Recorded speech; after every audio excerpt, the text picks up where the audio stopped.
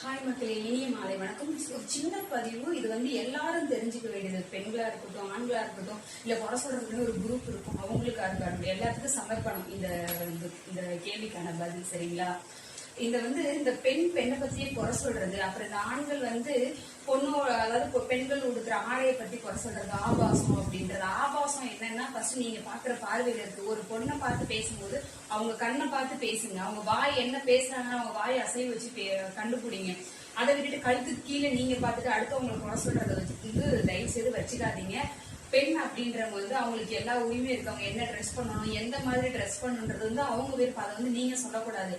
அதே மாதிரி பெண்களே குறை சொல்றது. சுடிதார் போட்டாலும் குறை சொல்றீங்க, சாரி கட்டினாலும் குறை சொல்றீங்க, நைட்டி போட்டிருந்தாலும் குறை சொல்றீங்க, அதுக்கு இப்படி ஷால் போடலனாலும் குறை சொல்றீங்க. அதாவது ஷால், இப்ப நான் ஷால் போடலனாலும் என்னோட உடம்பு ஷேப்பை வச்சு கண்டிப்பா தெரியும், உள்ளார என்ன இருக்குன்றது வெளில கண்டிப்பா தெரியும். ட்ரெஸ் அப்படின்றது